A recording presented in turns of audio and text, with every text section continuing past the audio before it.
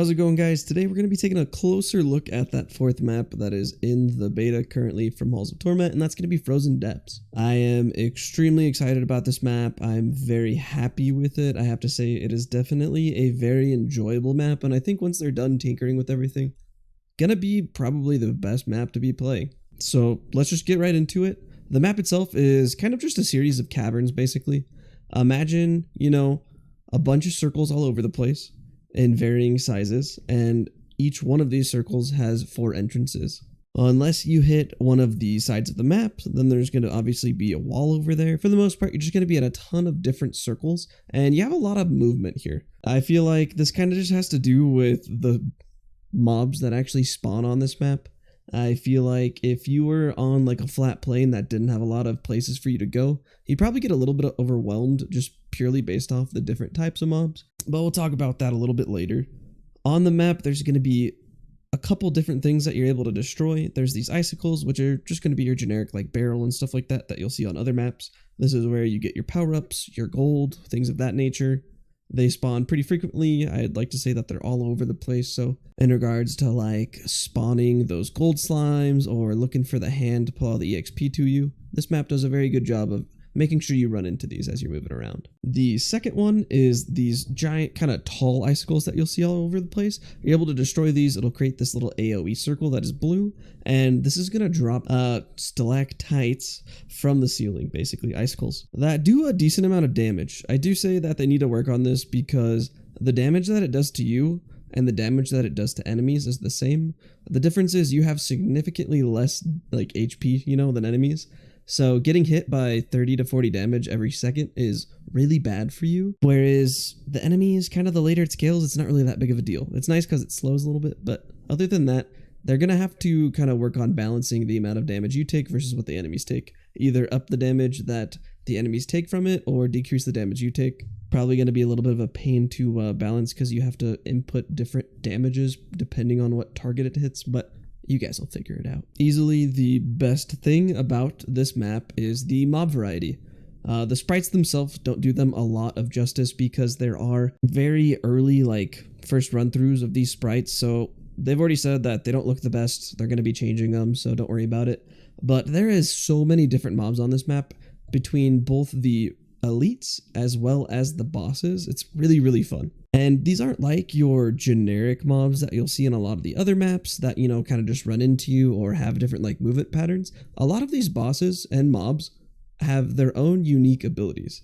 You'll run into giant ice giants that have an AoE stomp. There's these floating ice crystals that have laser beams. There are little ice worms that shoot out little avalanches towards you. There are a lot of unique abilities for these mobs, and I feel like that's very, very fun. It makes you actually have to interact with the game. I feel like these games get boring when you're just standing in one spot and able to clear everything. It's a lot more fun when you have to actually move and feel like you're accomplishing something by dodging these abilities. The other nice thing is that there's just a large amount of mob variety for every single 2-minute wave. You're never really facing just one mob, basically, which is something that's very common for the earlier maps. You're generally facing 2 to 5 different mob types, and that makes it extremely difficult to kind of route your pathing and stuff like that, because there's a lot you have to consider.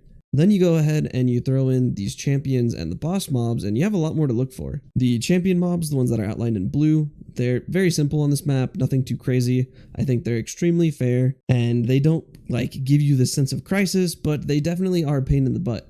I feel like the mixture of the champions with the normal mobs is what's very difficult, so it definitely keeps you on your toes. The bosses themselves are extremely fun. I crack up because the final boss of the map after you hit 30 minutes is actually probably the easiest boss of this map. The first boss that you're going to run into is this dragon that has a bunch of different abilities that are all ranged, which makes it extremely enjoyable. Depending on what range you are in from the enemy, it's going to do a different attack.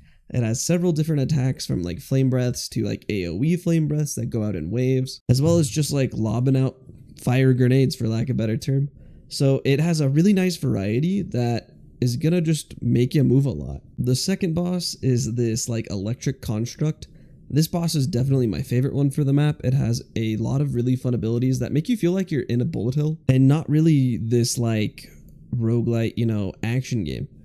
It's a lot of dodging. There's a lot of AoE abilities that have to do with range, and it's really fun. I mean, I feel like you're running through hundreds of mobs, and then you also have to dodge these giant lightning balls that are coming at you from who knows where. So the second boss is a lot of fun. The third boss is definitely your more straightforward generic boss. It's just a really big dude that casts, I think it's like 4 different abilities depending on your range, and they're fairly simple to dodge.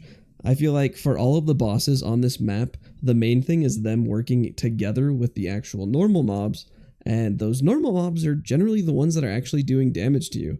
There's a lot for you to dodge, and then you have to also consider all of the AoE abilities of the bosses. And personally, for me, that's what makes this map so enjoyable, because there is a sense of difficulty. And this is with, you know, all the upgrades done. I have whatever items that I want. All of the challenges are done outside of the ones that haven't been released yet. So in regards to just generic stats, I have very high stats at the beginning.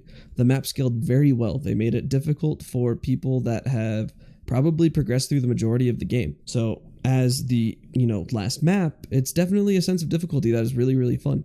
The last boss is definitely the easiest one, like all of the other bosses. They're basically just a accumulation of all the other abilities that you've fought in those small minor bosses that spawn every, I think it's 8 minutes. It's not, you know, the most difficult thing in the world, but it's definitely enjoyable. He has a couple different mechanics that are kind of annoying, but I don't think it's that hard. And with the changes to boss HP, killing him does not take 5 to 10 minutes. It's pretty straightforward. I feel like the hardest thing is actually being able to see his abilities, because definitely one of the problems with this, we'll just kind of go into what I think they might need to change for this map. This map has the most ability scrolls in the game. You're going to hit a ton of abilities, and occasionally you're going to run into a situation where you have 6 abilities. And then with the addition of the Avalanche Strike ability, there are a lot of abilities now in the game that kind of make it very hard for you to see. And there is no, you know, like FX shader in this game yet. I'm hoping it's something that they're going to add in, because the boss abilities don't seem to have priority on what is stacked above the other image. And so with this last boss, I was having a lot of problems seeing his abilities, and it's not the biggest deal because he's not really someone that's going to burst you down really quickly. You'll generally have a lot of time to regen your HP. But I would still like to be able to see his abilities so that I have the ability to actually dodge. And it's not just kind of like me staring really intensely like at the screen to hopefully see his ability. So I hope that they added in some type of like FX slider so that you can tone it down, because as much as I love seeing all of the abilities go all over the place, I enjoy seeing the things that are going to kill me just a little bit more. I do think that they need to work on spawn points of enemies on this map. If you wanted to, you could fairly safely just run around this whole map. It's so big and you have so many options of directions to go, because for the most part, regardless of what room you're in, you have 4 directions. And while this funnels the enemies towards you, it also keeps them away from generally 1 or 2 entrances. And if you get enough movement speed, it's actually fairly easy for you to just run away from these mobs faster than they're actually spawning in front of you. And while this isn't going to really give you the best experience because you're going to be underleveled when you fight those bosses, and it's probably going to take a long time, and you're going to most likely not actually succeed in the map, I think they need to do something with making enemies spawn in the direction that you're actually currently moving. Tie something to, you know, which direction you're pressing down, WASD, and spawn mobs in front of you so you can't just constantly run. While it may look like the mobs are a little bit overwhelming on this map, in reality, it only gets bad if you stay in the same area. So if you're constantly moving, you're going to be pretty safe, just you're going to level extremely slowly. So I definitely think that's something that they're going to need to look into. But other than that, I feel like this map is in a very good state for, you know, the amount of development time that they've had on it, as well as the amount of feedback that they've had from the community, because it's only been in beta for 3 days now, I believe. So overall, fantastic. This map is looking really great. So if you guys have any questions on the map in particular, or if there's anything else you want me to kind of go over, definitely let me know. I'm going to be making some more videos on like the new characters, the new abilities and stuff like that. So those are to come. I really appreciate all of the support I've been getting recently, and I hope you've been enjoying the content. So as always, guys, I hope to see you on the next one.